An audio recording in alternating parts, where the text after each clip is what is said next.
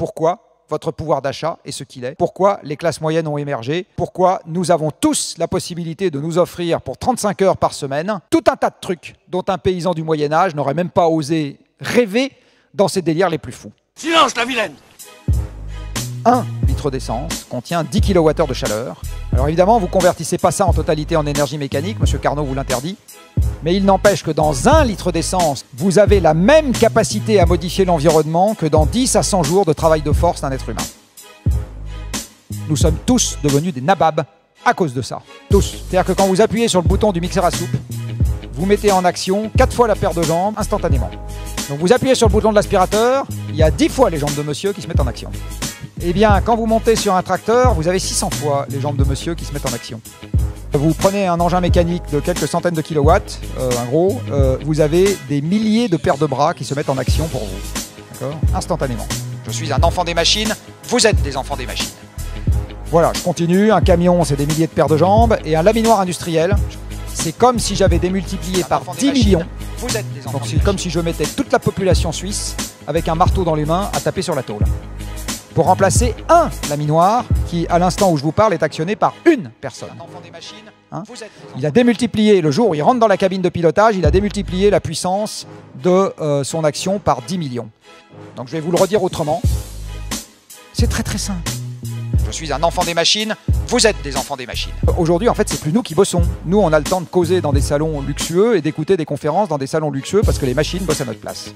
Donc en fait, aujourd'hui, ce qui fait la production mondiale, c'est plus les hommes, c'est les machines. Les hommes sont juste là pour s'amuser avec la production mondiale.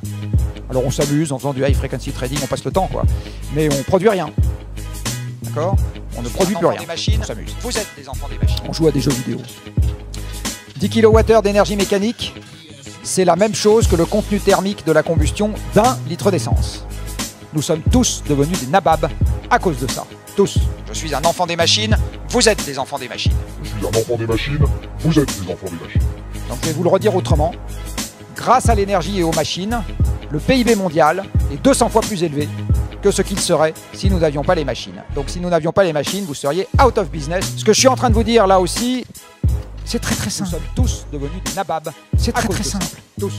Comment voulez-vous faire croître structurellement à long terme n'importe quoi sur une planète qui faisait 13 000 km de diamètre il y a 2 siècles, qui en fera toujours 13 000 dans 2 siècles, et qui fera toujours 13 000 km de diamètre dans 1 milliard d'années? Je suis un enfant des machines, vous êtes des enfants des machines. Si vous voulez faire croire structurellement à long terme. Sinon nos illusions, tant que ça dure. Évidemment que ça ne marche pas. Contracter fortement l'énergie qu'on utilise sans contracter le PIB, c'est juste impossible, parce que c'est les machines qui bossent pour nous. Donc respecter les 2 degrés sans récession, nous n'y arriverons jamais. Alors la bonne nouvelle, c'est que si on ne respecte pas les 2 degrés, on aura une récession de toute façon, parce que l'environnement nous pètera entre les doigts. C'est très très simple. La production mondiale de pétrole conventionnelle, c'est-à-dire tout ce qui ne vient pas du shale oil, le pétrole de schiste américain, et des sables bitumineux au Canada, est passée par un maximum absolu en 2008 et diminue depuis. C'est très très simple. Donc le meilleur indicateur avancé de ce que sera l'économie de demain, c'est pas les analystes qui sont faites par les macroéconomistes ou je sais pas quoi, c'est la quantité de pétrole qui sort du sol. Or, depuis le Covid, il ne vous aura pas échappé que la quantité de pétrole qui sort du sol a beaucoup baissé. Donc je peux vous dire que l'économie mondiale va être beaucoup déprimée pour un moment.